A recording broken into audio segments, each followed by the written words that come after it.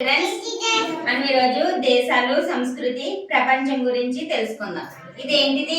ప్రపంచంలో మన India map. ఇదేంటిది? ఇండియా. ఇండియా అంటే భారతదేశం. మన దేశాన్ని పూర్వకాలంలో భరతుడు అనే మహారాజు పరిపాలించాడు. అందుకని మనది భరతఖండము అంటారు. మనం అందరం కూడా ఎవరమే? భారతీయులు. ఎవరు మనం అందరం? మనది ఏ దేశం? భారతదేశం. ఇంకా ఇండియా మ్యాప్ అంటే ఇలా ఉంటది. ఈ ఇండియా మ్యాప్ ఉంది కదా, చూడండి. మన దేశం, మన ఈ ప్రపంచంలో ఎన్నో చోట్ల చాలా రకరకాల చూడవలసిన ప్రదేశాలు ఉన్నాయి. ఇది చూడండి, ఇదేంటి?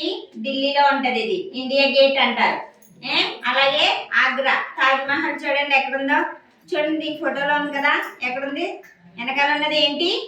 తాజ్ మహల్. తాజ్ మహల్ ఎక్కడ ఉంటది? ఆగ్రాలో ఉంటది. అవునా?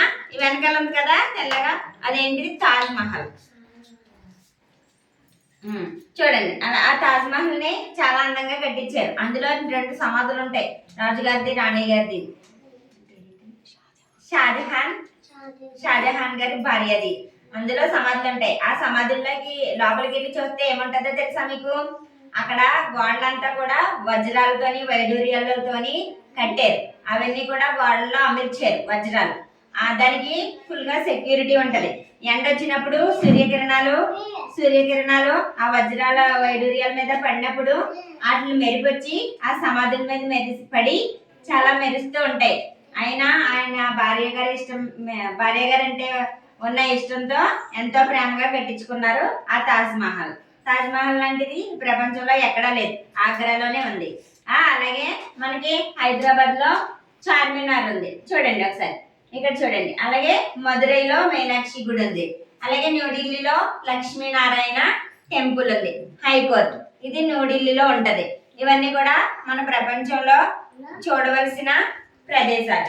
మనది ఏ దేశం అని చెప్పాను? భారతదేశం. మనం అందరం కూడా భారతీయులు. భారతదేశంలో ఉన్న మనం అందరం కలిసిమెలిసి ఉండాలి. మన దేశాన్ని పూర్వం బ్రిటిష్ వారు పరిపాలన చేసేవారు. అప్పుడు ఆ తర్వాత మన వనరులన్నీ కూడా వాళ్ళ దేశాలకు తీసుకెళ్ళడానికి మనకి రైలు దారి, అలాగే సముద్రపు దారి కనిపెట్టిన వాళ్ళు వాళ్ళే. మన దేశ సంపద అంతా కూడా దొంగదారిని తీసుకెళ్ళడానికి రైలు మార్గాలు వేసారు, సముద్రం దారులు వేసారు. వాళ్ళే మన సంపద అంతా దోచుకెళ్ళిపోయారు. అప్పుడు మనకి వీళ్ళందరూ ఉన్నారు కదా, ఇక్కడ ఈ ఫోటోలన్నీ పెట్టండి. ఎవరు? Freedom fighters. నెహ్రూ గారు, గాంధీ గారు, సర్దార్ వల్లభాయ్ పటేల్. చూడండి, వీళ్ళందరూ కూడా ఎవరో? ఈయనెవరో? గాంధీ గారు, జవహర్లాల్ నెహ్రూ గారు, సుభాష్ చంద్రబోస్, సర్దార్ వల్లభాయ్ పటేల్, జగజ్జీవన్ రాయ్, బాబు జగజ్జీవన్ రాయ్, రాజేంద్ర ప్రసాద్, ఇలా డాక్టర్ రాధాకృష్ణన్ గారు. వీళ్ళందరూ కూడా దేశ నాయకులందరూ. ఇక్కడ చూడండి, ఈవిడ పేరేంటి? రాణి లక్ష్మీబాయి. ఈవిడ కూడా మహారాణి, చాలా వీరత్వం ఉన్న మహారాణి. రాజా రామ్మోహన్ రాయ్ గారు, లాల్ బహదూర్ శాస్త్రి, వీళ్ళంతా కూడా మన దేశం కోసం పోరాడి మనకి తెల్లవాళ్ళ నుంచి విడుదల కలిగించిన నాయకులు వీళ్ళందరూ. ఈ మహారాజు గారి పేరేంటి చెప్పండి? మనం చెప్పాను కదా, గట్టిగా చెప్పండి అందరూ.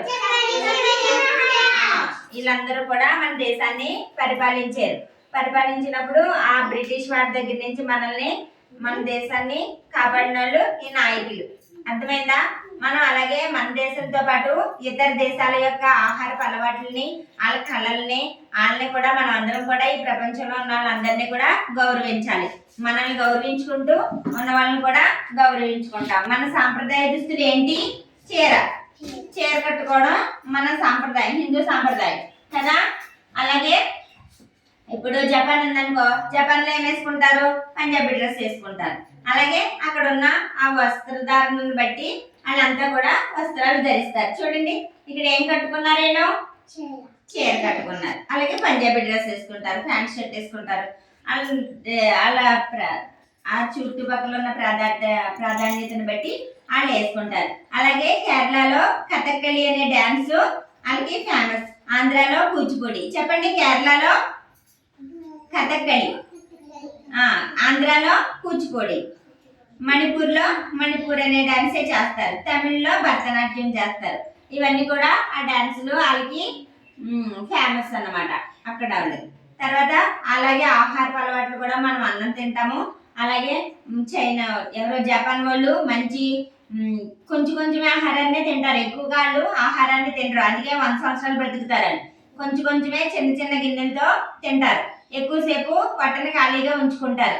అలాగే వాళ్ళు ఆకుకూరలో ఫ్రెష్గా ఉన్న కూరగాయలు తింటారు, దుంపలు అది కూడా ఎలా తింటారు, ఆహారాన్ని శుభ్రంగా నమిలి నమిలి మెత్తగా చేసుకొని తింటారు. అందువలన వాళ్ళ ఆయుష్కాలం ఎక్కువగా ఉంటుంది, మనకన్నా ఎక్కువ కాలం వాళ్ళు బ్రతుకుతారు, ఆరోగ్యంగా ఉంటారు. అర్థమైంది మీకు? ప్రపంచంలో ఉన్న రకరకాల మనుషులు రకరకాల అలవాట్లు కలిగి ఉంటారు. మనతో పాటు వాళ్ళని కూడా మనందరం కూడా గౌరవించాలి. కాశ్మీర్ నుండి ఫెరాన్, జపాన్ నుండి కిమోన్ మరియు వివిధ ప్రసిద్ధ సాంప్రదాయ ఆహార పదార్థాలు అలవాట్లు రకరకాలుగా ఉంటాయి.